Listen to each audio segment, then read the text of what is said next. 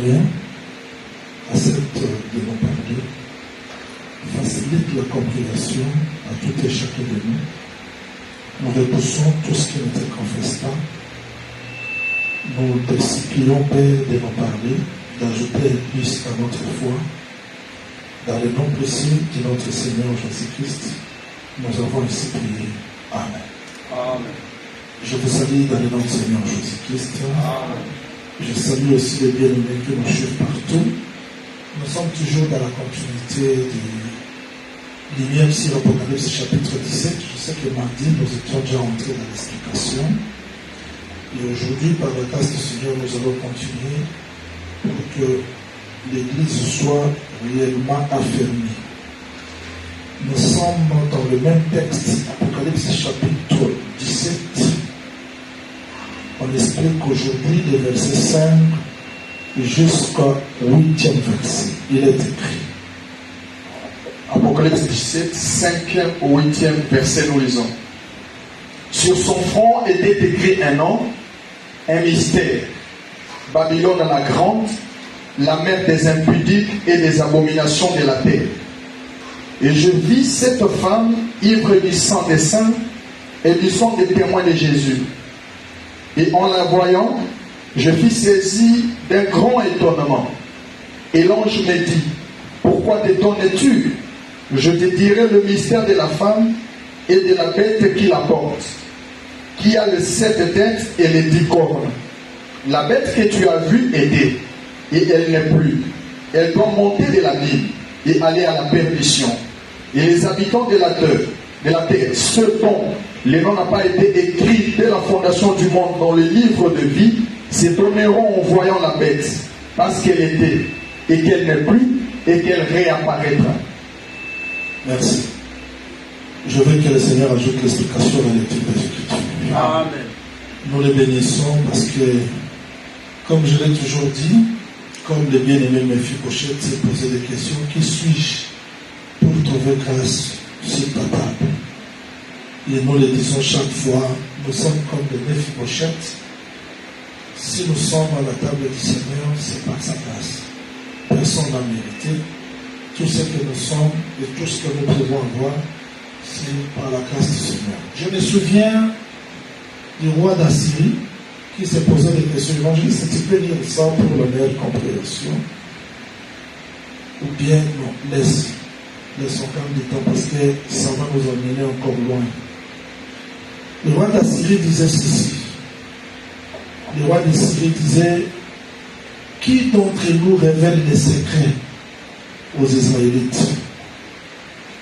Parce que si nous voulons descendre sur un tel lieu, ils sont déjà informés.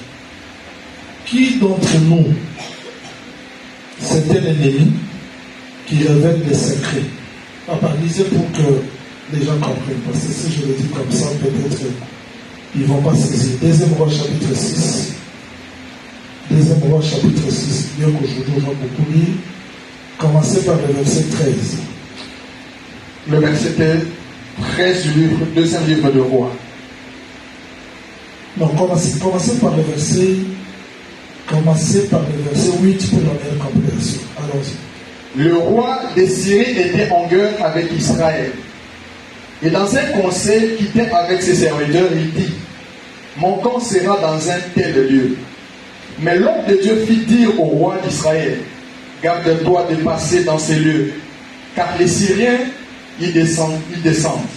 Verset 11, rapidement. Le roi de Syrie en eut le cœur agité. Il appela ses serviteurs et leur dit, ne voulez-vous pas me déclarer lequel de nous est pour le roi d'Israël? L'un de ses serviteurs répondit, personne, ô roi, mon Seigneur. Mais Élisée le prophète, qui est en Israël, rapporte au roi d'Israël les paroles que tu prononces dans ta chambre à coucher. C'est-à-dire qu'Élisée était un oiseau. Il pouvait voler même dans la chambre là où le roi pensait et venir révéler les secrets d'Israël.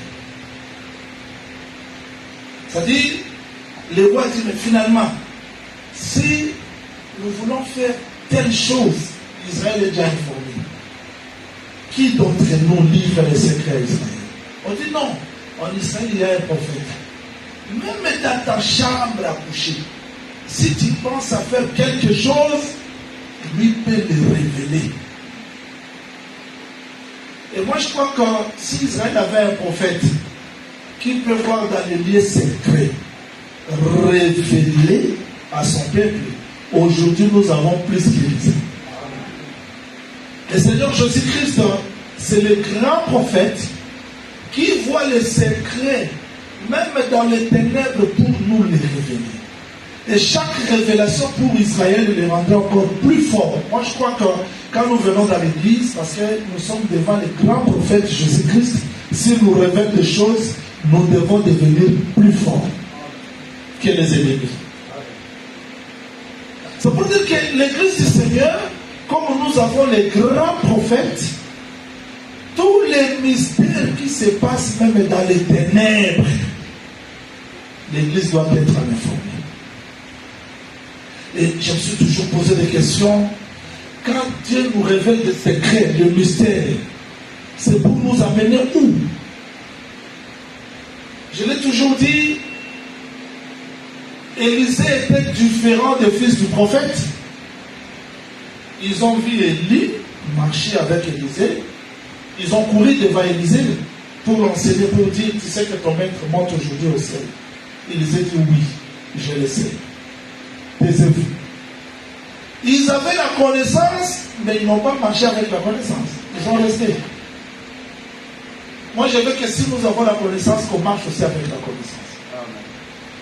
Et chaque enfant de Dieu, devant des prédications, il doit se poser des questions. Qu'est-ce que Dieu attend de moi quand il m'envoie de tels messages? On peut recevoir les explications des mystères, mais qu'est-ce que Dieu attend de nous? Voilà mon introduction, c'était pour vous ramener à ne pas dire amen seulement au mystère, mais à comprendre pourquoi Dieu envoie de tels messages pour ma vie. C'est pour m'amener où? Parce que moi je crois, comme je vous ai toujours dit, que chaque prédication c'est une goutte d'eau. C'est une goutte de la pluie qui doit permettre à l'arche de monter vers le ciel. C'est-à-dire que chaque prédication, chaque enseignement doit détruire la terre dans nous et nous approcher plus du ciel. Si pas cela, nous serons des perroquets. On va répéter des versets, des révélations, mais cela ne produira rien dans nos vies. Et si Dieu a envoyé la connaissance, c'est pour nous épargner. C'est-à-dire, quand le mystère est dévoilé, révélé, il faut que les ennemis aient peur de nous comme le roi avait peur d'Israël. Donc chaque prédication qui nous dévoile le mystère doit nous donner la force de prier, de craindre Dieu, de marcher dans l'amour, de marcher dans la sainteté, dans la sanctification. C'est ça l'importance de la prédication. Si pas cela, ça deviendra comme le cours de la philosophie, de l'histoire, où on a investi dans des universités, mais cela n'a rien produit dans nos vies. Mais la parole de Dieu doit changer et transformer nos vies. Après chaque prédication, il faut que je me sente encore plus près du Seigneur. Je l'ai écouté, il m'a dit quelque chose, il a communiqué son amour, il a communiqué sa vie dans ma vie. Alors, nous sommes toujours dans l'explication de l'Apocalypse 17. Je dis que nous avons déjà touché l'explication qui ne sera pas difficile. Aujourd'hui, par la grâce du Seigneur, je vais expliquer des choses. La femme prostituée comme la mère des abominations et la mère des impudiques. Ce sont des choses que je vais expliquer aujourd'hui. C'est-à-dire que cette femme prostituée, que nous étudions comme mystère Babylone, elle est la mère des prostituées de la terre, elle est aussi la mère des abominations. Ce sont des choses que nous voulons étudier dans les temps, bien sûr. Alors, vous devez retenir une chose. Le prophète Jean voit cette femme, il était étonné. Évangéliste, prenez le verset 6. Commencez par le verset 5, 6, comme ça, on avance. Allons-y. Sur son front était écrit un nom, un mystère. Babylone la grande, la mère des impudiques et des abominations de la terre. Oui. Et je vis cette femme ivre du sang des saints et du sang de témoin de Jésus. Et en la voyant, je fus saisi d'un grand étonnement. Le prophète Jean s'est étonné. Verset 7. Et l'ange me dit, pourquoi t'étonnes-tu? Je te dirai le mystère de la femme et de la bête qui la porte, qui a les 7 têtes et les 10 corps. C'est-à-dire que l'explication de l'ange doit enlever l'étonnement de Jean. Jean s'est étonné en voyant ce mystère. Mais l'ange dit, pourquoi t'étonnes-tu? Je t'expliquerai. C'est-à-dire, l'explication de la parole doit enlever les questions, l'étonnement dans nos vies. Voilà pourquoi moi je crois. Là où l'explication des mystères est donnée, il faut que les gens trouvent la solution à leurs problèmes. Il faut que la mort soit ôtée. Parce que s'il n'y a pas l'explication des mystères, la mort existe. Le roi de Nebuchadnezzar était clair, il avait dit, si vous ne me donnez pas l'explication, je vais tuer. Et quand Daniel apporta l'explication, la mort était ôtée. Moi je crois que celui qui reçoit l'explication, la mort doit être loin de sa vie. Il faudrait que l'explication nous donne la vie, nous communique la faveur du Seigneur. Alors aujourd'hui, comme le prophète Jean, il faudrait que l'ange nous explique. Je dois vous dire, je ne prêche pas un ange qui est descendu comme ça. Quand les uns ont dit, le prophète a vu un ange. Moi je crois que pour nous aujourd'hui, le Seigneur Jésus-Christ, c'est lui le messager de ces temps qui donne l'explication de tous les mystères.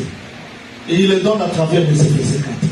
C'est-à-dire, s'il y a le ministère de la parole, il y a aussi l'explication de tous les mystères. Parce que moi je crois, si Moïse en son temps disait les choses cachées sont à l'Éternel, mais quand le Seigneur est venu, dans Matthieu chapitre 13, 35, il était clair pour dire, j'ouvrirai ma bouche en parabole pour vous expliquer les choses cachées depuis la création.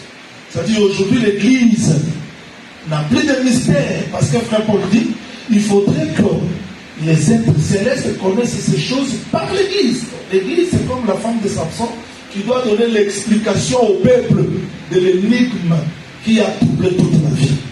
C'est-à-dire vous êtes heureux ce soir parce que vous êtes la femme qui a besoin de l'explication, et cette explication c'est pour donner la vie au monde. Alors, retenez, nous parlons de la femme prostituée et de la bête. D'un langage très simple, le diable se sert de deux pouvoirs, deux puissances dans le monde. Il se sert de pouvoir religieux et de pouvoir politique pour instaurer son royaume et la domination. Mais remarquez, je crois le mardi, j'ai tenté de donner l'explication du mystère et je continue aujourd'hui. Je parle sur les 3 temps que ce mystère agit. Apocalypse 17, verset 8. Nous sommes toujours là. Les 3 temps, et retenez ça. La bête que tu as vue était. Attends. La bête que Jean voit était. Était, c'est quel temps? C'est le passé. Allons-y. Et elle n'est plus. Elle n'est plus. C'est quel temps? Allez-y. Elle doit monter de l'abîme et aller à la perdition. Retenez ça très bien parce que s'il vous plaît, en tout cas comme vous, les anglophones disent please, moi aussi je vous dis please, suivez-moi ici très bien. Reprends évangéliste. La bête que tu as vue était, elle n'est plus. Elle n'est plus. Quand on dit elle n'est plus, ça veut dire quoi? Descendez. Elle doit monter de l'abîme et aller. Attends. Quand elle n'est plus, c'est comme si elle est dans l'abîme. Ok? Ouais. Oh là là. Je n'ai pas encore donné l'explication. Je répète seulement le texte. Vous allez comprendre. La bête que tu as vue était, elle n'est plus. Descendez évangéliste. Elle doit monter de l'abîme. Elle doit monter de l'abîme et aller à la perdition. Et les habitants de la terre, ceux dont le nom n'a pas été écrit dès la fondation du monde dans les livres de vie, s'étonneront en voyant la bête parce qu'elle était et qu'elle n'est plus et qu'elle réapparaîtra. Elle réapparaîtra, c'est-à-dire la bête que tu vois était, elle n'est plus, mais elle doit monter de l'abîme, c'est-à-dire quand elle n'est plus, elle est où? Dans l'abîme. Mais elle C'est-à-dire cette bête passe dans les 3 temps. Passé, présent et même plus elle est dans la Bible, mais elle réapparaîtra. Ça c'est le futur. Hein? Oh, c'est ça, non? C'est ça le texte. Donc ce texte va nous aider à comprendre les mystères. Ça sera très simple, ne vous en faites pas. Ici, je répète seulement le texte, et quand je vais expliquer, vous allez saisir. Tout le monde comprendra. Je vous en prie, il ne faut pas vous déranger la tête. Même si vous tombez au 3e degré comme Étukis, ne vous en faites pas, moi-même, je vais descendre. Et je vous ferai monter là-bas. Donc, ne vous dérangez pas. Évangéliste, retournons. Retournons là où nous avions étudié hier. Nous avons dit quoi? Verset 10. Ce sont aussi 7 rois. 5 sont tombés. Attends. 5 sont tombés, c'est dans quel temps? Passé. C'est-à-dire, la bête qui était a existé sous forme de 5 têtes. Ok? Amen. C'est-à-dire, la bête qui était a existé sous forme de 5 têtes. Elle n'est plus. Descends. Elle existe. C'est-à-dire, la bête qui existe, comment les prophètes ont dit, elle n'est plus. Mais elle existe comment? Elle existe comment? Parce qu'elle n'est plus. Mike, suivez ça très bien. Apocalypse 13. Apocalypse 13. Verset 3. Verset 3 de l'Apocalypse 13. Et je vis l'une de ces têtes comme blessée à mort. Comme blessée à mort. J'aime cet évangile. Il ne voit pas l'une de ces têtes comme morte, mais comme blessée à mort. Vous voyez? C'est-à-dire la bête qui n'est plus parce qu'elle est comme blessée à mort. Je réponds. La bête était, elle n'est plus, elle réapparaîtra. Maintenant, la bête qui était, qui n'est plus, qui réapparaîtra, le prophète Jean dit qu'il a vu l'une de ses têtes comme blessée à mort. Blessée à mort, c'est-à-dire, elle n'est plus. Amen. Le prophète Jean dit, la bête était, elle n'est plus, elle doit monter de la Bible, elle réapparaîtra. Mais le prophète Jean voit l'une de ses têtes comme blessée à mort. Blessée à mort, pourquoi? Parce qu'elle a fait semblant de mourir, mais elle n'est pas morte. J'explique ça tel à tel. Que le Seigneur vous bénisse. Amen. Que le Seigneur Jésus-Christ vous bénisse. Christiane, suivez. Et c'est tel que nous sommes là. La bête existe. Elle existe. Elle est où? Qu'est-ce qu'elle fait? Vous voyez? C'est comme elle est blessée. Vous voyez? Oh là là. C'est comme elle est blessée. Mais quand l'église sera enlevée, elle réapparaîtra parce que ce qui le retenait n'est plus. Je recommence. Écrivez Apocalypse chapitre 12. Apocalypse chapitre 12. Prenez le verset 2 jusqu'au 6e verset. Le prophète Jean voit une femme enveloppée de soleil, couronnée de 12 étoiles, les pieds, la lune sur ses pieds. Cette femme est grosse. Elle gémit. La femme crie les douleurs d'enfantement. Mais au-devant de la femme, il voit un dragon qui avait 7 têtes et 10 cornes. Mais ce dragon-là, suivez ça très bien, vous allez bien saisir.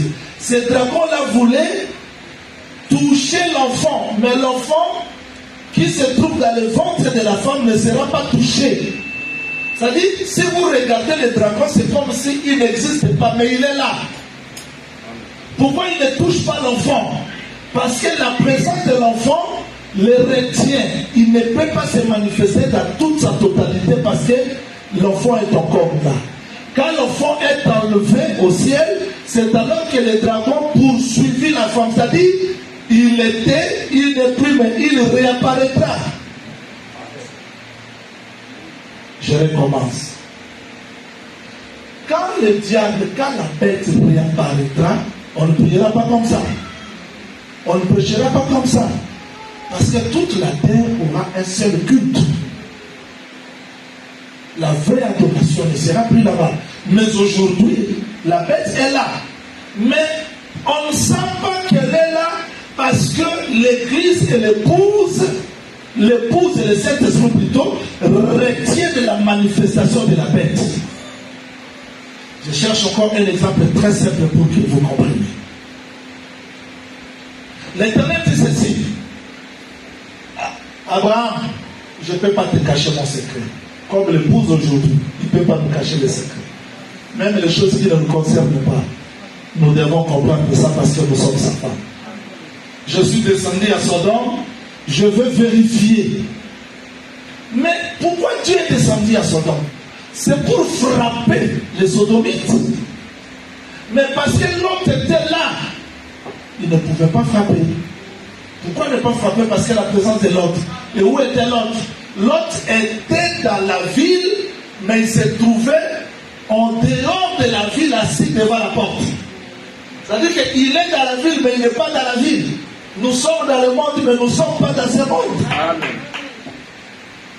Vous voyez, l'autre était dans le monde, mais les anges l'ont trouvé hors de la ville, assis là-bas devant les anciens. Mais où était le feu? Le feu était déjà là. Mais la présence de l'autre retenait le feu. C'est comme si le feu n'existait pas, mais le feu est là. Ça me comprend. Mais quand l'autre sort, c'est alors que plutôt le feu a été manifesté. Je prends un autre exemple terre à terre. Moïse dit ceci: quand un homme vient de se marier, ou bien il a fiancé, un homme s'est fiancé à une fille vierge, devant le combat, quand on pose des questions, qui vient de commencer une maison, ou bien qui vient de se fiancer, il n'a pas encore terminé, moi, rentre. Qui a bâti une maison neuve, n'est pas encore entré, moi, rentre. Qui a planté la ville, c'est pas encore réjoui, moi, rentre. Qu'est-ce qui retient la colère de cet homme? Sa maison, sa fiancée, sa vie. Qu'est-ce qui est maison? C'est la femme. Qu'est-ce qui est ville? C'est la femme. C'est ça. Ça veut dire que l'homme ne combat pas jusqu'à ce qu'il termine sa maison, jusqu'à ce qu'il termine sa fiançaille, jusqu'à ce qu'il termine tout. Aujourd'hui, Christ ne combat pas. Pourquoi? Parce que Dieu est encore là. C'est toi qui retiens la colère de l'époux. Et le diable ne peut pas se manifester dans sa totalité à cause de ta présence. Donc quand tu dors bien que fatigué, mais parce que tu es là, tu retardes la colère de Dieu, tu retardes aussi la manifestation totale de la bête. Voilà pourquoi ici, elle apparaît comme si elle n'est plus. Est-ce qu'on a compris Jésus? Est-ce qu'on a saisi? Mais évangéliste, en tout cas souligner ce verset, ceux qui écrivent souligner ce verset. Elle n'est plus, c'est-à-dire la bête était, elle n'est plus, elle doit monter où? De la ville. Faites ceci. Apocalypse 17. Apocalypse 17. Apocalypse 17, verset 8. Égal. Apocalypse 11, 7. Lisez verset 7. Apocalypse 11, le verset 7, nous lisons. Quand ils auront achevé leur témoignage, la bête qui monte de l'abîme leur fera la gueule. Elle était où? Elle était où? Dans la Bible. Que le Seigneur vous bénisse. Faisons un petit exercice sur la Bible pour que vous compreniez ça très bien. Je n'ai pas encore enseigné le crocodile ici. Je n'ai pas encore enseigné ça. Genèse 1 dit quoi? L'Esprit de Dieu se mouvait au-dessus des eaux. Il y avait les ténèbres où? Dans la Bible, non? C'est-à-dire qu'il y avait les ténèbres dans la surface de la Bible. Dieu dit que la lumière soit, la lumière fit. Dieu vit que la lumière était bonne, il sépara la lumière et les ténèbres. Vous avez la Bible qui est là. La Bible, c'est l'obscurité. Quand Dieu dit que la lumière soit, la lumière, regardez-moi s'il vous plaît. Moïse dit, Dieu sépara la lumière avec les ténèbres. C'est-à-dire qu'il y a une partie de la Bible qui est restée noire.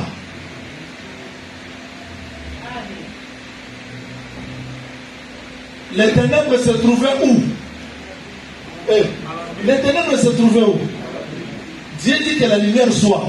La lumière fit. Ce n'est pas toutes les ténèbres qui furent éclairées. Une partie des ténèbres fut éclairée et l'autre est restée dans les ténèbres. Parce que quand Dieu dit que la lumière soit, la lumière fit, Dieu vit que la lumière était bonne, il les sépara avec les ténèbres. Dieu appela la lumière jour et les ténèbres nuit. C'est-à-dire que les ténèbres sont restées bien que Dieu a dit que la lumière soit. Jésus-Christ vient et dit, je suis la lumière. Donc quand Dieu disait que la lumière soit, il parlait de Jésus. Maintenant quand Jésus est venu, il a trouvé le monde comment? Dans les ténèbres. Mais est-ce que tout le monde était éclairé? Non. Ceux qui l'ont reçu sont éclairés. Ceux qui ne l'ont pas reçu sont restés dans les ténèbres. C'est ça. C'est ça. Israël est resté dans les ténèbres. Pourquoi? Parce qu'Israël n'a pas reçu la lumière.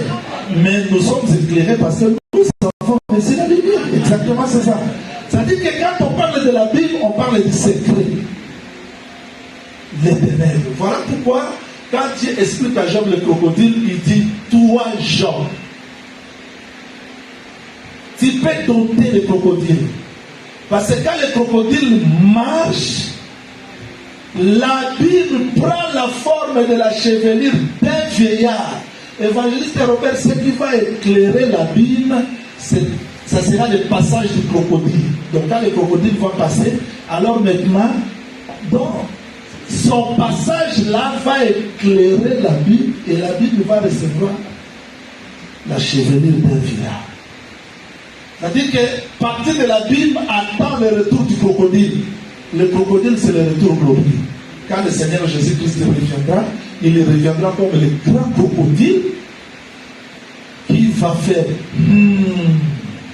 quand il fera comme ça, alors la partie là de la Bible sera éclairée. Parce qu'Israël est resté dans les ténèbres jusqu'aujourd'hui, il attend le retour glorieux du Seigneur. Alors, j'ai pris cet exemple pour vous faire comprendre la Bible comme les ténèbres, comme le lieu du secret. Mais Apocalypse 11:7 dit quoi? Il dit, quand les deux témoins auront achevé leur témoignage, la bête qui monte de la Bible leur fera la guerre.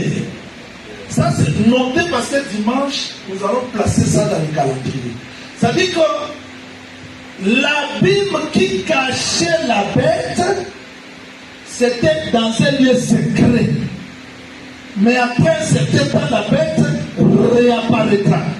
Et le texte dit que quand la bête réapparaîtra, les gens à qui le nom n'était pas écrit depuis la fondation du monde adoreront la bête. Je suis allé pour vous faire comprendre que les mystères que nous étudions travaillent dans les trois temps, passé, présent et futur. Maintenant, quand on dit la bête que tu as vue elle était comme combien de têtes? 5 têtes. Elle n'est plus. C'est-à-dire qu'elle existe comme une tête mais blessée. Elle réapparaîtra. C'est cette tête-là qui réapparaîtra avec les 10 cornes à la fois. C'est-à-dire que nous attendons un antichrist qui viendra dans ce monde avec toutes les puissances des nations réunies. Est-ce que tout le monde a compris? En un mot, je vais dire quoi? La bête qui était, qui n'est plus, réapparaîtra. Mais pourquoi tu expliques ça au prophète Jean? C'est pour permettre au prophète Jean de saisir les mystères.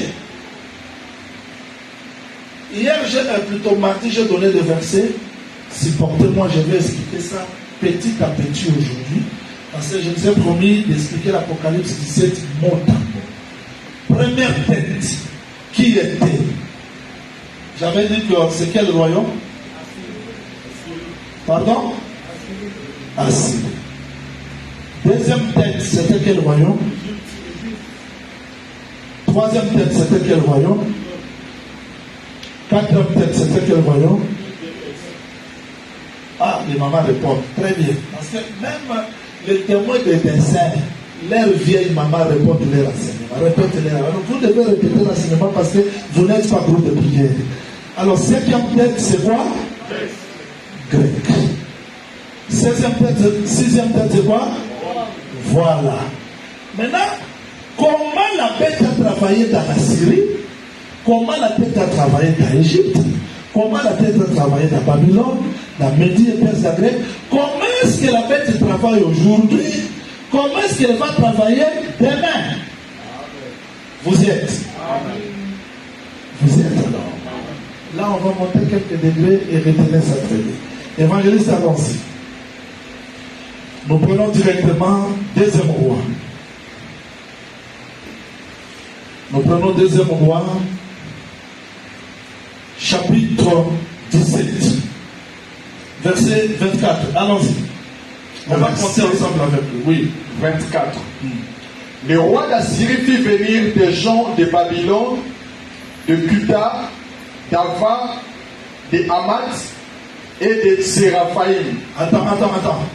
Combien de peuples? Commencez à les dire. Le roi d'Assyrie fit venir les gens de Babylone. Oui. De Cuta. Combien de peuples? Oh. Combien de peuples? D'Ava. Combien de peuples? De Hamath. Combien de peuples? Et de Sépharvaïm. Combien de peuples? Ça veut dire que Samarie, le roi d'Assyrie a établi dans Samarie combien de peuples pour dominer Samarie? Jésus-Christ dit à la femme, tu avais combien de maris? Tu avais 5. Parce que le roi ici avait appelé combien de puissance pour dominer Samarie? 5. Et les 5 qui sont entrés dans Samarie, qu'est-ce qu'ils ont fait? Descendez évangéliste. Et les habitants de la ville de Samarie, à la place des enfants d'Israël, ils prirent possession de Samarie et ils habitèrent dans ces villes. Ça veut dire qu'Assyrie a fait quoi? Parce que tout se passe en Israël. En tout cas, je vais vous supplier de me suivre aujourd'hui. Tout se passe, c'est-à-dire, parce qu'Israël est le peuple de Dieu. Le diable ne peut pas les laisser tranquilles. J'ai toujours dit qu'on ne te compare pas avec les Égyptiens. Ne te compare pas avec les Édomites. S'ils ne craignent pas Dieu, la pluie peut tomber. Mais même enfant d'Israël, s'ils ne craignent pas Dieu, Dieu ferme les cieux. Ne te compare pas avec les païens. Parce que toi, tu n'es pas païen. Toi, tu n'es pas païen. Le diable sait qu'Israël doit être tourmenté. Voilà pourquoi le roi d'Assyrie. J'explique comment est-ce que la bête a travaillé dans la Syrie. Il est allé en Israël. Il a pris les 5 nations, les amena ici. Voilà pourquoi il faut toujours examiner. Même si quelqu'un te dit je suis prédicateur de l'Assemblée des Saints, il faut examiner parce que Assyrie peut prendre les autres et les amener ici, les établir. Si quelqu'un te dit moi j'ai été baptisé, tu es baptisé, mais tu as quelle nature? Parce que ta façon de servir te prouvera si tu es Israël ou si tu es ennemi. Ils sont là. Il les a établis à la place des enfants d'Israël. Voilà pourquoi n'appelez pas tout le monde frère, n'appelez pas tout le monde frère. Il y a aussi déjà que Samarie a déporté. Je ne peux pas comprendre un prédicateur que Dieu a envoyé. Il ne sauve pas, mais sa vie détruit le foyer, la vie des gens. Je me pose la question, si ce n'est pas un déporté. Et moi j'ai toujours crié à la déclaration de ces brigands-là. Il dit à Jésus, sauve-toi toi-même et tu nous sauveras. Mais comment toi tu n'es pas encore sauvé? Tu vas me sauver comment? Même Moïse qui avait la mission de libérer Israël, parce qu'il était égyptien, il ne pouvait pas partir. Parce qu'il était juif, il ne pouvait pas délivrer les juifs. Parce qu'un hébreu, c'est un esclave. Il faut qu'il vive dans la maison de Pharaon comme l'Égyptien. afin d'avoir l'autorité de libérer l'hébreu. Mais quelqu'un qui est esclave, par son message, je ne serai pas délivré, je ne serai pas sauvé, je ne serai pas baptisé par le Saint-Esprit. Et c'est très important, parce que beaucoup de gens disent, parce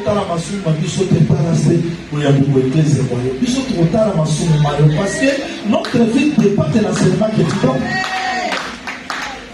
Ici, on ne dit pas Mokonzi Azalanayo parce que ici,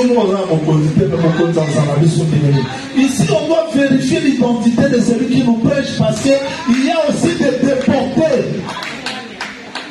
Mais là, qu'est-ce qu'ils ont fait, évangéliser? Allons-y. Le verset 5. Et le roi d'Assyrie parcourt tout le pays. Non, nous sommes toujours dans 2 Roi chapitre 17. Oui. Prenez le verset 25. Nous sommes là. Lorsqu'ils commencèrent à y habiter, ils ne craignaient pas l'Éternel. Et l'Éternel envoya contre des lions qui les tuaient. C'est-à-dire qu'ils sont venus dans le pays d'Israël, mais ils ne savaient pas comment servir les dieux d'Israël. Parce que chaque pays a sa façon de servir. Tu ne peux pas venir. Nous avons vu des gens comme ça. Il est venu dans l'Assemblée de Ceux. L'Assemblée de Ceux, c'est un pays. Tu ne peux pas venir servir les dieux étrangers ici parce que nous avons notre coutume, nous avons notre façon de prêcher, de prier. Même Moïse a dit ça. Il dit Pharaon, si nous prions ici, vous allez nous lapider. Laissez-nous sortir parce que notre façon de prier, c'est différent de votre. Notre façon de chanter, c'est différent. Chez vous, vous chantez au Zobo mais ici, du début jusqu'à la fin, c'est toujours Christ.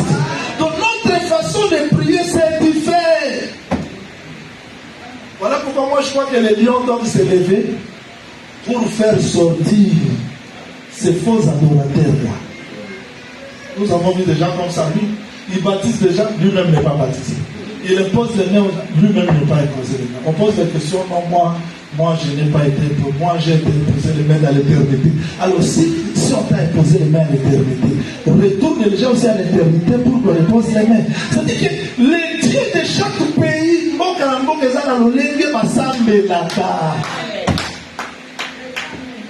c'est ce qui nous dit aujourd'hui. Quelqu'un dit que moi j'ai été directeur national, général, chargé de partenaires dans un même malade. Ça c'est votre façon de prier. Mais ici nous avons notre façon.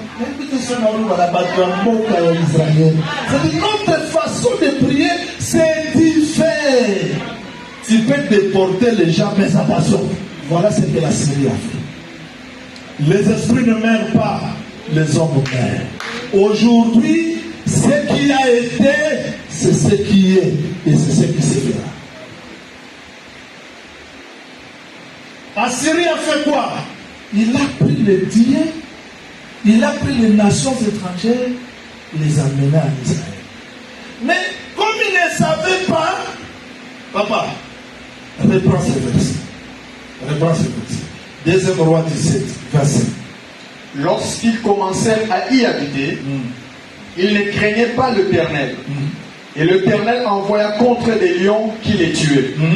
On dit au roi d'Assyrie, les nations que tu as transportées et établies dans la ville de Samarie ne connaissent pas la manière de servir les dieux du pays. Il y a la manière de servir les dieux de ces pays.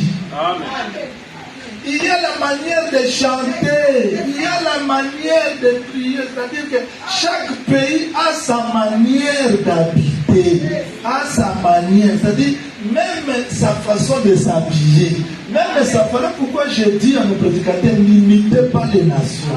Nous avons notre façon de célébrer les mariages, nous avons notre façon de prier, nous avons notre façon de chanter, parce que les dieux de ces pays adore l'ordre qu'il a établi. Le jour où Dieu changera sa parole, il ne sera plus Dieu. Pourquoi il veut mourir à la croix? C'est pour accomplir sa propre parole. Je peux continuer. Voilà ce que la Syrie a fait. Parce que le mardi, je parlais d'hier. Voilà ce qu'il a fait hier. 2 Chroniques, chapitre 36. On court rapidement parce que j'ai trop à dire aujourd'hui. 2 Chroniques, chapitre 36. Verset 4. Allons-y, évangéliste. Et le roi d'Égypte établit roi sur Juda et sur Jérusalem, Eliakim. Comment le roi d'Égypte, évangéliste et rebelle, doit venir établir le roi en Israël? Alors que Moïse avait dit quoi? Deutéronome 17. Ces versets ici, les versets de Deutéronome 17, Samuel l'ignorait, vous savez ça. Parce qu'on peut être prophète de Dieu, mais ignorer aussi d'autres choses. Et vous ne croyez pas comme ça? Oh, vous ne croyez pas? On peut être prophète, on peut être ministre, mais comme Moïse aussi. Vous savez que Moïse, quand on a trouvé quelqu'un en train de ramasser les bois, c'était quel jour? Jour de sabbat, non? Moïse a dit, bon, en tout cas, laissez-moi aller demander le Seigneur. Qu'est-ce qu'il va dire? Donc, on peut être ministre, on te pose la question, ne sois pas pressé de répondre parce qu'il y a d'autres choses qu'il faut aller demander à Dieu. Donc, si tu es pressé, tu vas mentir. On peut être ministre, mais il y a d'autres choses que il faut aussi écouter l'autre. Donc, vous ne croyez pas comme ça? Il faut aussi écouter l'autre. Deutéronome 17, verset 15, évangéliste, allons-y. Tu mettras sur toi un roi que choisira l'Éternel ton Dieu. Tu prendras un roi du milieu de tes frères. Et puis celui qui doit établir le roi, ce n'est pas l'étranger. Voilà pourquoi ici, dans ces pays que je parle, l'église véritable, Dieu ne peut pas changer sa parole.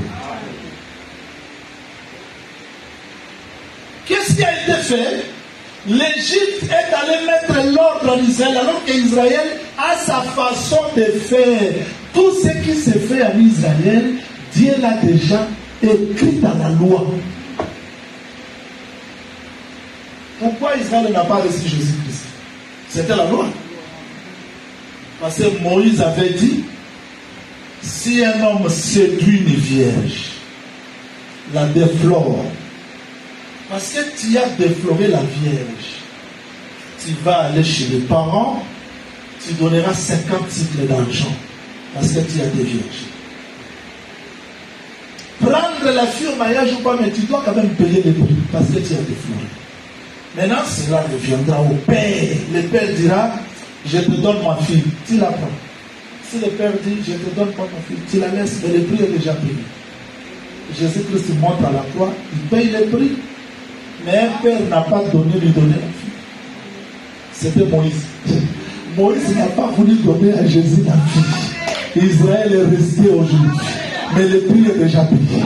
Mais nous, la grâce, nous sommes là à la maison. C'est-à-dire, Dieu ne peut pas changer. Là, je vous dis ce qui est vrai. L'Égypte faisait tout pour persécuter Israël parce que le roi qui est établi par les Égyptiens doit accomplir sa volonté. Je vous épargne beaucoup de détails. Voilà ce que les Égyptiens faisaient. C'était toujours la manifestation de la bête. Supportez que je m'attarde aujourd'hui sur Babylone parce que je parle de Babylone. Vous le voulez aussi? Supportez que je parle de Babylone. Babylone, parce que j'explique le ministère de 5 têtes tuées. Babylone a fait quoi? En tout cas, je veux que le Seigneur m'accorde un langage très facile pour vous enseigner. Israël n'a pas cherché la guerre aux Babyloniens. Mais parce que Israël est le peuple du Seigneur, il est toujours combattu. Donc, même si tu dis Satan pardon, à cause de la parole que tu as, le diable cherchera toujours les moyens de te combattre. Amen. Et tu es heureux parce que le prophète te révèle le mystère. Amen. Je dis que le prophète voyait de l'autre côté et il dévoilait les secrets. Le Seigneur Jésus-Christ voit tout ce que le diable prépare là. Quand j'enseigne Babylone, je comprends l'amour de Dieu dans nos vies. Comment tous ces plans dans le cœur de l'ennemi, mais nous vivons, nous prions, c'est que réellement Dieu nous a aimés. Babylone fait quoi? Que le Seigneur nous bénisse. Amen. Je vais m'attarder là. Deuxième point. Stratégie babylonienne. Comment est-ce que Babylone travaille? Deuxième roi. Évangéliste, je vais résumer. Avant qu'évangéliste le lise, s'il vous plaît, suivez-moi ici. Je vous en prie, regardez au tableau. Je veux que vous reprenez ça bien. Shalom l'église. Shalom. Shalom. Je vous en prie de me suivre. Israël avait 12 tribus, n'est-ce pas? Israël avait 12 tribus. Mais j'aime le langage prophétique. Déjà au temps de Jacob, il avait déjà séparé Israël. Mais il faut voir les yeux pour voir. Quand ses frères l'ont vendu, c'est-à-dire Joseph vendit en Égypte, ils sont restés au nombre de combien? 11, n'est-ce pas? Jacob envoie les 10. Les 10 s'en allèrent. Qui est resté avec Jacob? C'était qui? Benjamin. Qui était en Égypte? Joseph. Les 10 s'en allèrent. Ils sont arrivés là-bas. Joseph les a vus. Il les a reconnus. Il dit, vous êtes des espions. Non, nous ne sommes pas des espions. Il dit, bon, ok, allez-y. Je reste avec Siméon. Siméon est resté. Ils sont restés combien? Arrivés là-bas, ils étaient combien? En Égypte, c'était combien? C'est-à-dire que c'était 2 et 10. Hey, vous me suivez? Amen. C'était 2 et 10, n'est-ce pas? Amen. Voilà ce qui a été fait, s'il vous plaît. Joseph avait dit, vous n'allez pas voir mon visage si vous ne me ramenez pas Benjamin. Parce que si Benjamin manque, vous ne verrez pas mon visage. Ils ont mangé la nourriture. Ils ont dit, bon papa, nous voulons aller. Donnez-nous Benjamin. Jacob dit non. Qui est allé premièrement? Ruben, l'hippopotame, première créature. Il dit, papa, laissez Benjamin. Parce que on ne peut pas voir le visage. Ça va rassembler. Si nous négligeons l'amour divin, on ne verra pas la face du Seigneur. Bon, Ruben dit non. Vous avez déjà pris. Joseph est parti. Tu es parti. Alors que Jacob prophétisait sans le savoir. Il avait pris la tunique de Joseph sur lui dit, je ne vais pas terminer le deuil jusqu'au séjour des morts. Le séjour des morts, c'était où? C'était l'Égypte. Parce que quand lui plairait Joseph interprétait les songes de l'Égypte. Quand Israël plairait Jésus, dans le séjour des morts, il interprétait les songes. Parce que, vous ne voyez pas comme ça? Séjour des morts, c'est la bonne nouvelle pour les Égyptiens. Quand l'enfant prodigue revenait, qu'est-ce que le père a dit? Il dit, mon fils qui est mort revenait à la vie. C'est que là où il est parti dans le séjour des morts pour distribuer la richesse aux prostituées. Alors maintenant, Jacob dit, je ne peux pas laisser Benjamin. Je vous donne l'historique d'Israël pour que vous saisissiez bien ce que je vais expliquer. Je ne vais pas laisser. Pendant qu'il parlait, qui a dit d'ouvrir le livre? Qui a dit d'ouvrir le livre? Qui a dit? Mais quand Jean Pléron lui dit, regardez les lions. Parce que ça c'était un livre scellé. Joseph était un livre scellé. C'était tout un mystère. Qui pouvait l'ouvrir? Personne. Mais Judas s'approche et dit, papa, donnez-moi Benjamin. Si quelque chose arrive, mets ça sur mon compte. Maintenant, Jacob donne Benjamin à qui? C'est-à-dire, il a séparé 2 et 10. Parce que Judas était digne de prendre Benjamin. Et arrivé en Égypte, Joseph les a compliqués. Il dit, je reste avec Benjamin. Quand tout le monde parlait, Joseph ne faisait rien. Judas s'approche. Prenez-moi. Joseph a fait 2 mouvements. Il entre. Il sort. Ce qui était caché dedans dehors, il lui dit, c'est moi Joseph. C'est-à-dire que tout le mystère est dévoilé.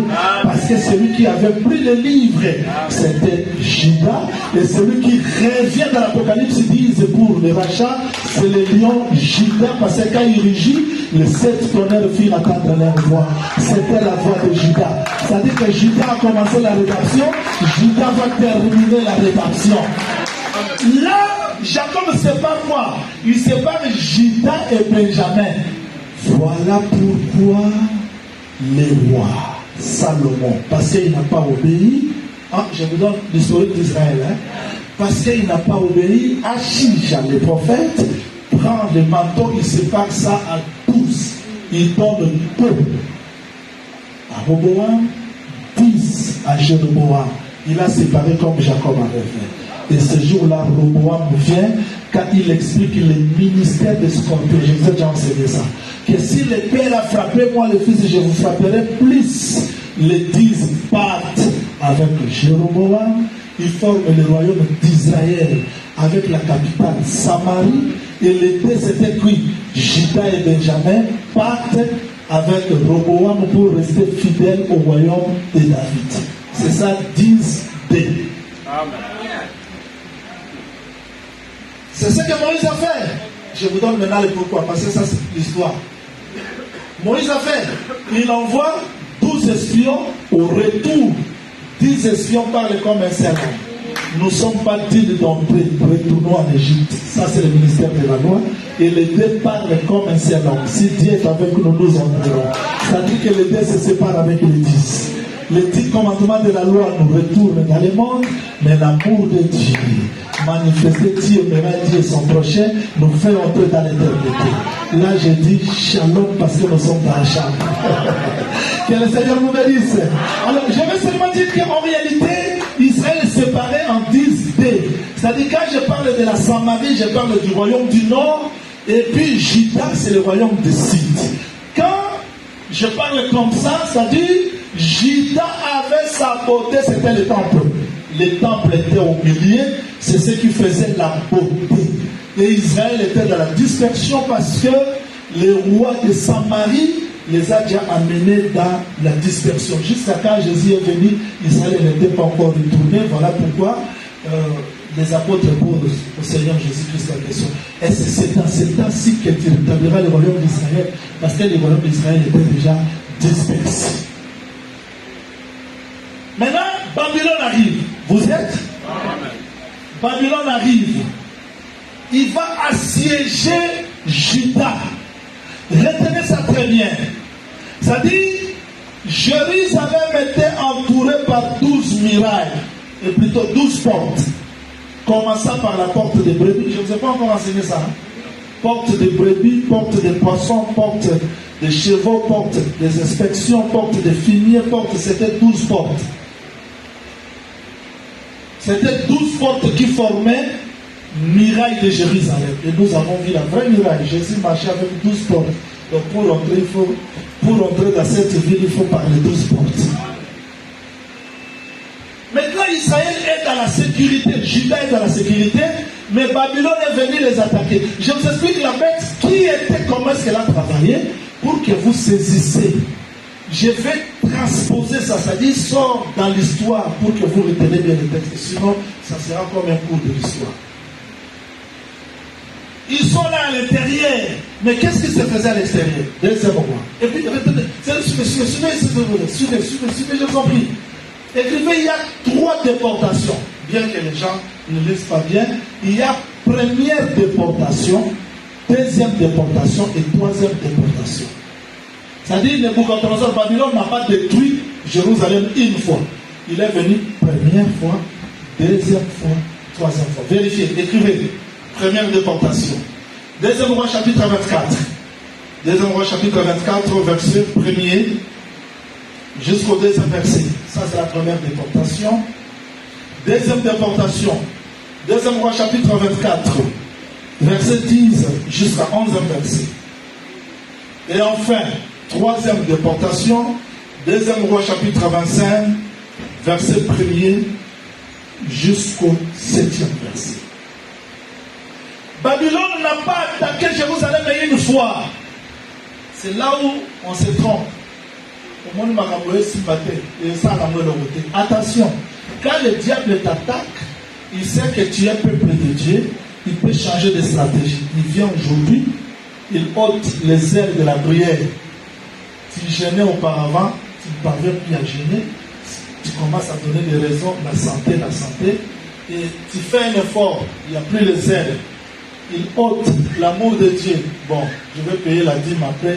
Tu ne sais pas que tu es déjà attaqué, assiégé. Amen.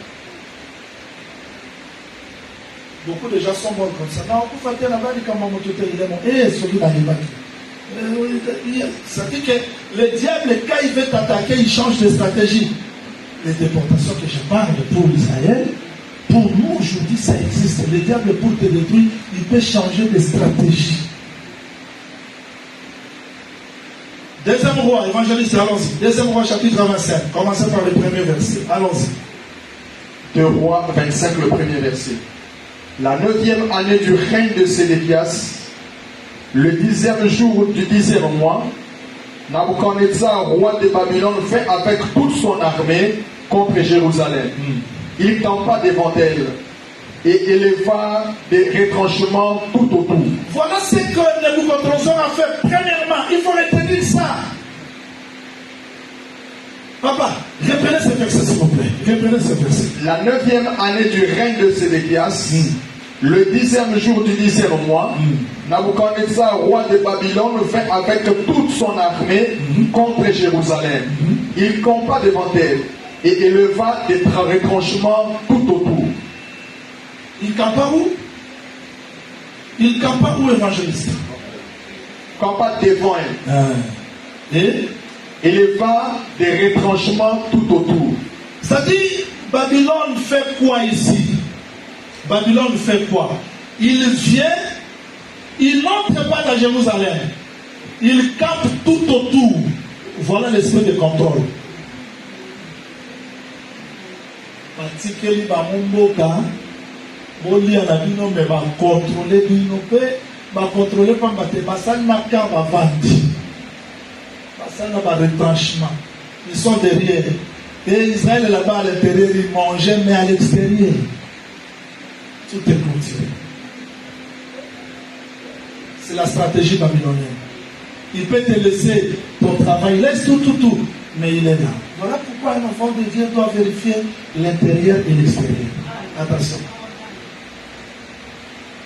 Quand il festoyait, dans Daniel chapitre 5, je ne sais pas si, oh là là, je devais expliquer ça aujourd'hui, mais le temps nous est parti. Quand il festoyait, il regardait seulement l'intérieur, mais Daniel a vu l'extérieur de l'intérieur. Il a dit, mon roi, attention, c'est la destruction. Nous sommes ignorants de ce qui se prépare à l'extérieur. Voilà pourquoi les gens, la vie bloque. Rien ne marche, tout est bloqué. Parce qu'ils ne savent pas que, tel que tu es là à l'intérieur, Babylone retranche. Donc, il a fait des retranchements tout autour. C'était la 9e année. Allons-y, évangéliste, descendez. Verset 2. La ville fut assiégée jusqu'à la 11e année du roi Sédéchias. Ah, évangéliste. Bato babali 2 ans patient ba bundisa ba kasadi batiki na bino bino. Bossa na le bolingi me bavanga ba holi banda. Depuis quelle année? 9e année, 11e année. Il y a pressé. Au samedi que j'ai le prière Zamba yokipe et c'est Zamba mon amane Babylone a patient. Et puis, pour la patience, pour éviter que la mboka wana kolia, ah c'est le biloko aussi. Ça veut dire quelque chose? Babylone a laissé Israël. Il n'entre pas évangéliste parce que Mira est bien là-bas. Il n'entre pas. Baba n'a pas encore dit par la 9e année, 10e, 11e. Mais les gens sont pressés. J'ai prié, Dieu ne m'exauce pas. Mais tu ne sais pas comment est-ce que le diable se prépare pour t'attaquer. Ils sont là patients. Ils ont créé des retranchements. Ils sont là patients. C'est la stratégie babylonienne. Nous allons retourner là-bas. Allons-y pour voir comment est-ce que Jésus-Christ a interprété ça. Luc chapitre 19. Vous êtes fatigué, je vois. Oh non, si j'aime. Luc chapitre 19. Ah non, si ça va m'envoyer l'autre docteur. Luc 19, verset 42. Parce que dimanche, je voulais déjà entrer dans les temps. Luc 19, verset 42-43. Si toi aussi, au moins en ce jour qui t'est donné, tu connaissais les choses qui appartiennent à ta paix. Mais maintenant, elles sont cachées à tes yeux. Il viendra sur toi des jours où tes ennemis t'environneront. Il revient à ce que Babylone avait fait. Parce que Babylone, pour attaquer Jérusalem, il avait environ, encerclé, retranché, jusqu'à les étouffer à l'intérieur. Maintenant, Christ regarde Jérusalem et dit, si tu connaissais les jours, c'est-à-dire, la seule chose qui peut garder le temple, la ville, c'est l'obéissance à la parole. Parce que tu as gardé ma parole, moi aussi je te garderai. Nous ne sommes pas épargnés aux oppressions de l'ennemi. Voilà comment est-ce que le diable oppresse. Mais il a encerclé. Allons-y. Deuxième roi, chapitre 25. Retournons là-bas. Nous sommes toujours là, évangéliste. Allons-y.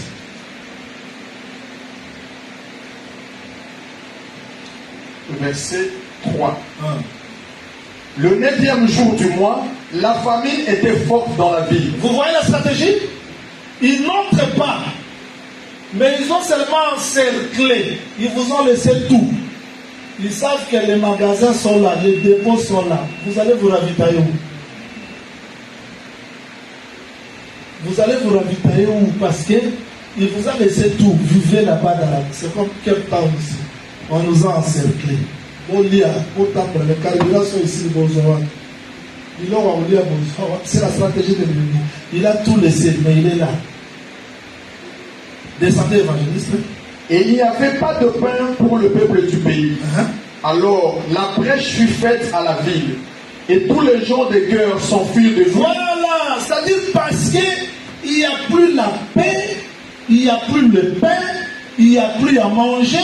Il faut maintenant faire la brèche pour fuir. Voilà la stratégie. Je suis allé pour chercher à vous expliquer. Il opprimera les saints du très haut. C'est ça l'oppression. Le diable, pour t'oppresser, il te connaît bien. Il connaît les points faibles. Il sait là où il faut encercler pour t'étouffer.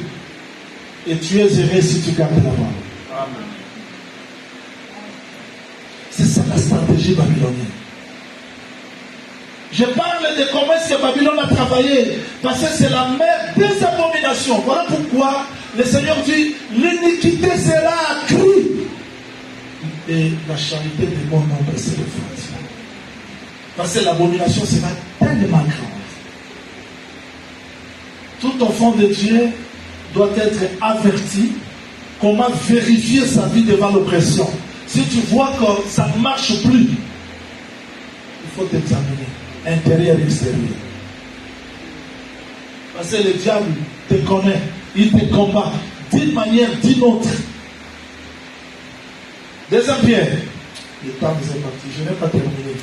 De toute façon, on va revenir encore la nuit, voilà pourquoi je dois m'arrêter là-bas. Deuxième Pierre, chapitre 2. Allons-y, commencez par les premiers versets. Il y eut parmi le peuple de faux prophètes, il y aura de même parmi vous de faux docteurs. Les faux docteurs, ça c'est la stratégie de l'ennemi parce que le diable pour étouffer les gens. J'expliquerai ça le dimanche. Que le Seigneur vous bénisse. Amen. Je sais que beaucoup de gens vont dire le prophète Jean-Olivier exagère. Je vais montrer comment est-ce que même parmi nous les levains est entré. Les levains est entré. Nous avons prêché d'autres choses qui ne sont pas comme ça. Heureusement que tout coup nous devons nous repartir. Le jour où j'ai lu que Jacques Ouadraga, pasteur et assemblée à Jérusalem, a frère et Jésus dans Zoki, je me suis reparti. Donc, on a Dr. Jason Nengaza, ministre. Moi, on est à Rosa ministre. Et on a fait ça aussi, la doctrine. Donc, on est la ministre. J'avais bien Rosa ministre. Hein? L'église, c'est comme il y a Bangote. Mais Jésus, l'église à Jérusalem, frère Naël Jacques, frère du Seigneur dans la masquée. On a fait ça. Ouais, mais comme l'église, il n'y a pas tout. Mais dans Zambé, à Elisabeth, que sera avec lui, Jason, le ministre, Jamal Rosanan. Comment on dit? Smile à Rosa, ministre. Soit la ministre. On m'a dit que comment doctrine m'a dit ça. Moi, l'église, ça va. Mais la Bible, tout le monde dit Jésus. Jacques, comme Jacques à Jérusalem, il y a un frère à Jésus dans le monde. Il n'y a pas la chose à terre. Donc, celui déjà, papa, un ministre, moi, on a reçu ministre. Là, c'est l'enfer. Et on a prêché ça. Amen. Mais la Bible, les amis. Il y a d'autres choses qu'on a fabriquées nous-mêmes. La culture congolaise, ce n'est pas la doctrine. La doctrine reste la doctrine. Donc, il y a dit sans âme que soit qui presse à la ministre. Hein? Donc, Nani, comment avoir la presse? Ah, ça n'a pas la chair, n'a pas ça de la famille. Le vieux a eu ici. Donc, Joy avant la ministre était. Joy ministre. Moi, la pasteur a dit ça, les gars, dans la présidée. L'église m'a dit, c'est monté la verset ligne. Donc, ça me savait que mon pasteur avant le moment. Bishop dit lui, il y a une doctrine, frère. Donc, doctrine à Wapi, ma raisonnement là-dessus. Nous avons organisé l'Assemblée de Saint-Denis parmi la prostitution. Et qu'on tape. Nous avons la vidéo de Chousso, de la mobilité. Nous avons amené la mission à comprendre les enfants. Tous ceux qui comprennent tout le monde ici. Nous avons dit ça. Nous avons dit ça. Alléluia, papa. Et nous avons l'Assemblée de Saint-Denis. Voilà qui tire ya Bangala. Ceux qui m'ont fait une louange en anglais, nous avons les annoncions. Nous avons dit, voilà, qui tire ya Bangala. Ça n'a rien à voir avec le Saint-Esprit. En Afrique du Sud, pour proposer mon anglais, parce que rumba, et où dans la loi la paix, et la qui tire ya Batouana. Que le Seigneur vous bénisse. Il faut un peu d'élever, faire lever toute la partie longue. Je veux que le Seigneur vous bénisse. Donc, il y a des choses qu'on a inventées. On croit que c'est la doctrine, ce n'est pas la doctrine. Et ce qui me fait la paix, je ne suis pas contre mes doctrines. Évangéliste, évangéliste, vous avez la propriété. Il y a eu parmi le peuple de faux prophètes. Il y aura des mêmes beaucoup de faux docteurs. Parce que c'est pour ça que l'église a un docteur belé, ils ont rassemblé la mission. Dans la docteur. Maintenant, j'ai peur qu'il y ait de fabrication des enseignements. Parce qu'il y a d'autres choses que les gens prêchent. Autour de la Bible, wapi. Na Maccabée, on a Siracide, c'est le langage de Cana. Le langage de Cana est wapi. Il faut vérifier les Écritures parce que un peu de levain fait lever toute la partie. Papa, il a écrit quoi? Il dit que plusieurs les suivront dans leur dérèglement. Et la voix de la vérité sera calomniée à cause d'eux. Ici, moi, je suis strict et sévère. C'est-à-dire que quand le paix s'élève, c'est au-dessus même de Jean-Louis. Quand la doctrine s'élève, c'est au-dessus de moi. Nous devons vérifier tout ce que nous faisons parce que le vin de la prostitution est en train petit à petit, et les gens se croient qu'ils sont toujours dans la vérité alors qu'ils sont déjà loin de la vérité. Je ne peux pas comprendre, je ne peux pas croire que Dieu nous a envoyé la parole seulement pour gonfler les têtes, mais le cœur se vide. Non! J'aime beaucoup le Seigneur. Il dit ceci, évangile, c'est ça, ça me fait toujours peur. Prenez le verset 4, je ne vais pas pour terminer parce que le temps de part. Car si Dieu n'a pas épargné les anges qui ont péché, Évangéliste, c'est pas ange. Donc quand on sort dans la doctrine du Seigneur, quel que soit ce que tu es, Dieu ne va pas t'épargner. Parce qu'il n'a pas épargné les anges. Descendez, descendez. Mais s'il les a précipités dans les abîmes de ténèbres, il le réserve pour le jugement. S'il n'a pas épargné l'ancien monde, mais s'il a sauvé Noé, lui le 8e, c'est prédicateur de la justice. Lorsqu'il fait venir le déluge sur le monde d'impies, s'il a condamné à la destruction et réduit en cendres des villes de Sodome et de Gomorrhe, les donnant comme exemple aux impies à venir. Merci Seigneur. Et s'il a délivré les justes Lot, profondément attristé de la conduite de ces hommes, sans frein dans leur dissolution. Car c'est juste qui habitait au milieu d'eux, tourmenté journalièrement, son âme Je juste. veux dire que l'évangéliste, c'est une très belle lecture là où je vais terminer la prédication d'aujourd'hui. C'est-à-dire, l'oppression babylonienne, nous ne sommes pas épargnés de ça. Il y a une Noé qui habitait dans la génération de la séduction. Et il dit, même Lot était tourmenté journalièrement. C'est-à-dire que chaque jour, son âme était tourmentée. Quand on a Facebook, si ton âme n'est pas tourmentée, tu n'es pas juste.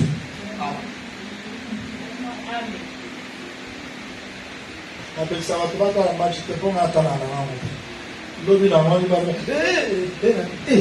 On va nous lancer minutes. Là, on l'a la maillot. On a dit sur la tête, mais tu peux. Monter ma page sur Yanni. Pour la Congo. Ah, au samedi, la Zambie, Congo, l'homme, beaucoup de choses, la Zambie, la Zambie, la Zambie. Balancer où tu frère m'a dit ce mot à aller à mettre un match. Là où tu vas soutenir à ta frère m'a dit ce qu'on sent. Tu vas soutenir qui le frère m'a dit ce l'église avec l'équipe nationale à Zambie. Bon, je vais seulement vous faire comprendre que la séduction est tellement grande que les saints sont tourmentés. Et vous ne serez pas épargnés de ces tourments. Autant la mise sous vous, autant la mise à la base, on va tourmenter. Autant la moquille, on va tourmenter. Mais la bonne nouvelle est que le Seigneur juste est capable de nous délivrer parce que nous attendons sa délivrance. Verset 9 dit quoi? On termine là-bas. Le Seigneur s'est délivré de l'épreuve les orgueilleux et réserver les injustes pour être punis au jour du jugement. Merci.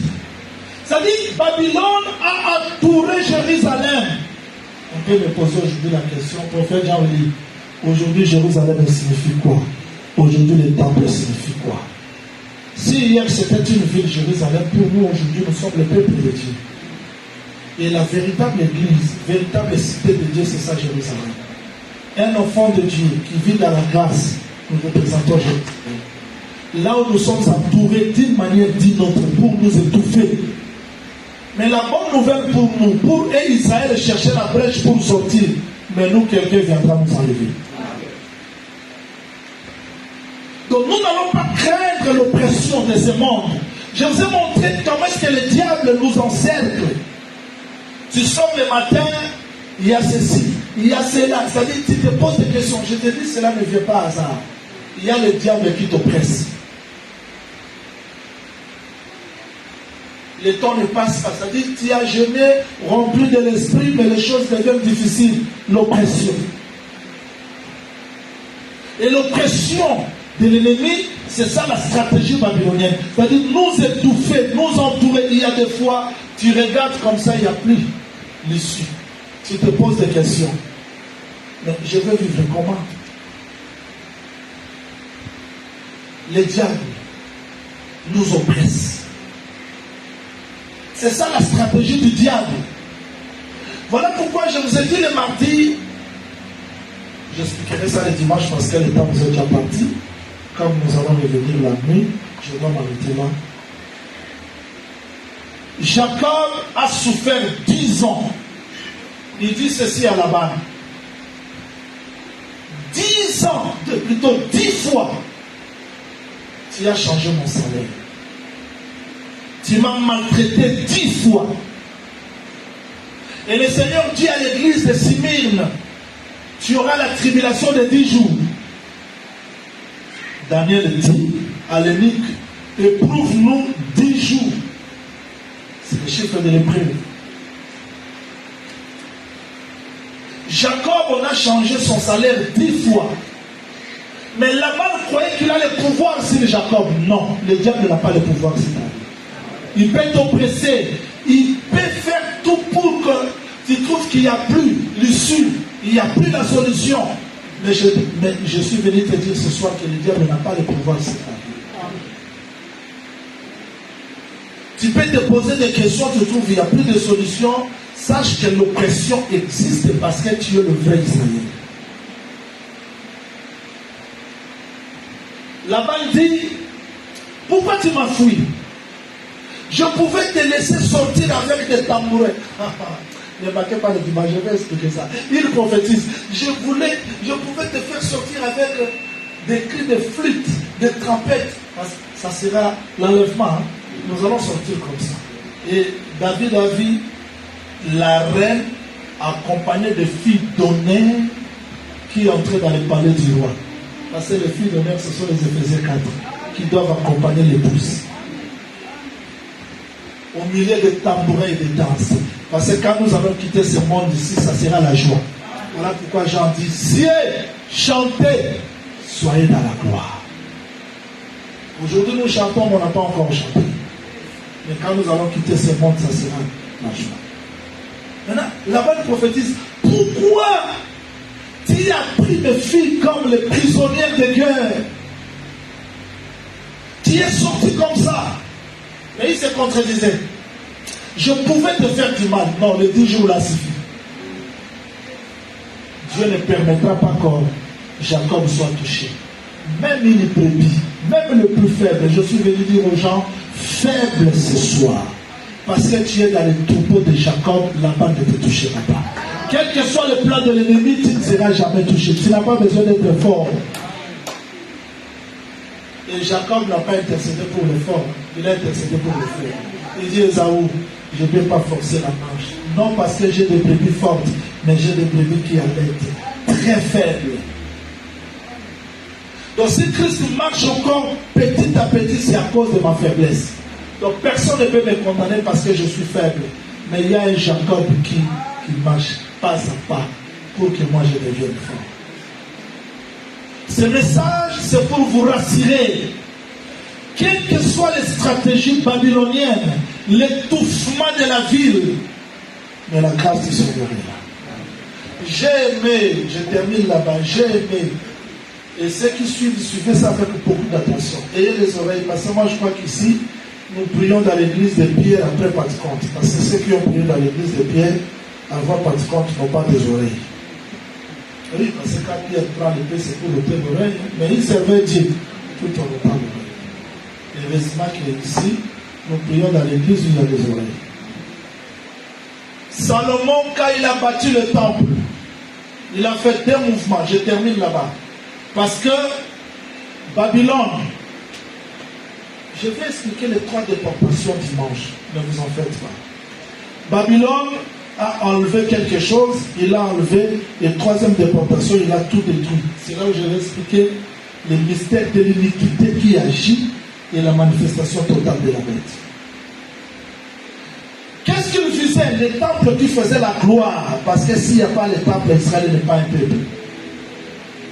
Voilà pourquoi quand Christ dit qu'il n'y aura pas une pierre sur notre peuple, ils ont dit, hé, dis-nous quand cela arrivera. Finalement, parce que il ne peut pas supporter l'absence du temple. Quand Salomon construit le temple, il a prié et dit, Seigneur, si ton peuple vient d'enseigner, exaucer, même dans les difficultés, dans les épreuves, dans la chute, dans la guerre, exaucer. Et Dieu a dit, désormais, mes yeux seront fixés sur cette maison, sur des prières faites dans ce temple. Mais Dieu avait ajouté un détail que les gens ignorent. Il dit, Salomon, si tu gardes ma parole, je garderai le temple. Mes yeux sont là, mes oreilles sont là, mais si tu gardes ma parole, je garderai le temple. Si tu ne gardes pas ma parole, ce que je ferai à celle-ci, les gens diront, Dieu n'avait pas aimé Israël. une déclaration très forte. C'est-à-dire que toutes les prières faites, tous les sacrifices, les constructions sont liés à l'obéissance du roi. Tout ce que Salomon a fait, vous savez, le temple n'était pas conçu par Salomon, c'était par David. David qui avait le plan. Salomon est venu seulement manifester pour accomplir ce qu'Israël a chanté en traversant la mer Rouge. Tes mains ont délivré, tes mains ont bâti.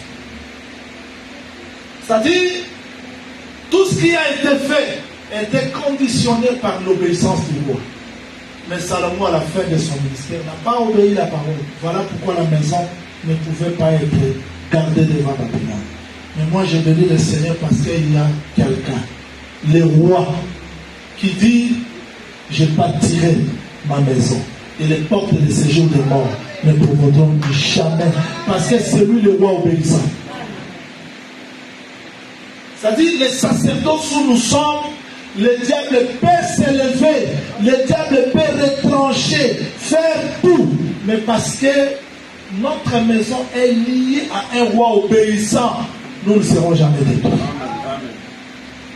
Voilà pourquoi quand les dragons voulaient attaquer la femme, quel mystère leur font fit enlever. Moi la bota les dragons retard. Enlevez au secret. Et on là-bas, ah! Au mimi le cola moïse, mais oui.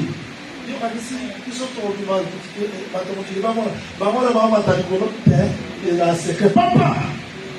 La ligue ça m'a pas dit. Ça n'a pas si à ma fesse, pas si à ma c'est ça la matériel. La ligue c'est la marque de savoir l'ikio et qui attaba pas ses amis, mais l'ikio est allé pour l'action. Il y a la promesse. Donc le diable a des stratégies montées, mais la grâce du Seigneur est sûre. Est-ce que tu peux remercier le Seigneur parce qu'il t'aime? Il t'aime, quel que soit le plan de l'ennemi, quelle que soit la manifestation de la bête, mais il a un projet de paix pour ta vie. Quel que soit tout ce que le diable peut faire, mais Dieu a un projet de paix pour ma vie. Je vais le remercier pour ça. Au nom de Jésus-Christ, prions le Seigneur.